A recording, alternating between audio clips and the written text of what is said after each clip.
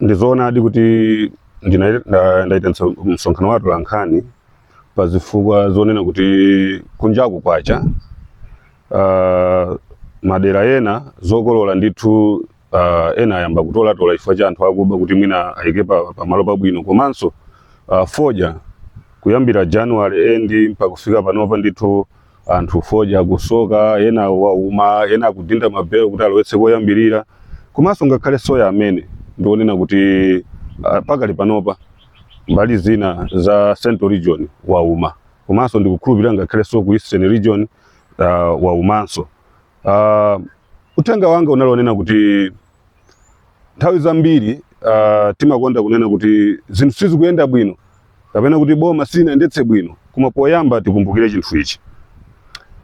Ifeyo ngati alimi maka ndikukhudza mtundu wathu wa chichewa kunena kuti timalima kwambiri tingati pafupi 70% ya achewa mdziko muno ndi alimi mwinaso tingati 80%. Usonyeza kuti ndi mbali imodzi ya injini ya dziko lino pa nkhani yokhudzana ndi ulimi. So utenga wangu unanena kuti chonde m'midzimu mwabwera zinthu zina zimene zitha kusokoneza zinthu maka anthu amene akuyika masikelo osavomerezeka komanso si nthawiso ino yoti tingayikeso masikelo yayi. Ndikupempha kuti alimi amene davutikira kulima foja chimanga chimene komanso ngakhale soya si nthawi yakuti tigulitse katundu wathu pa mtengo wozizira.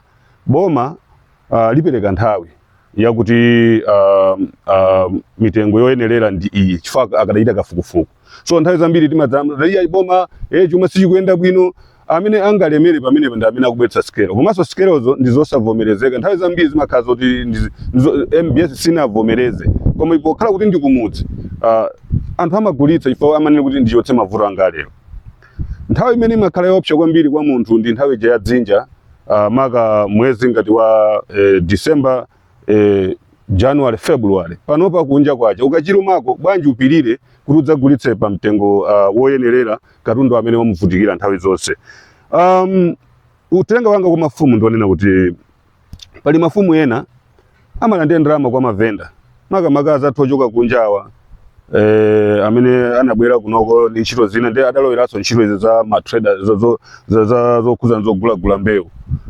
Utenga wanga ndionena kuti iwo aja amatha kumalandira ati ndalama kuti mwina azipanga njira yonena kuti azitenga katundu wa anthu awo mochipa kukayera ngati mene kukuyereramo kupereka thumba limodzi uzapereka matumba atatu achimanga. Ndimachenjeza mafumu kuti iyayi ifeyo ntchito yathu ndiyoteteza njala osati kubweretsa njala kudera kotero kuti tikufunitsitsa kuti achewa mdziko muno azindikire kunena kuti njala ikagwa imagwera ifeyo amene tili mdziko muno osati dziko lina. So si zonse zimene boma lingatithandize koma ifeso tokha ndikuchita so titha kupanga secure katundu amene tamuvutikira. So utenga wanga umene ndinali nawo ndionena kuti mafumu m'midzimu asavomere wina aliyense kubwera ndikumagula katundu chifukwa boma silingakhale pena paliponse kukayang'ana zinkhani zimene zizi. Ifeyo ndiye maso aboma kuona kuti kodi m'midzimu muchitika zotani maka pa nkhani yokhudzana kagulidwe ka zinthu kamene kalipo mdziko muno maka ku midzimu.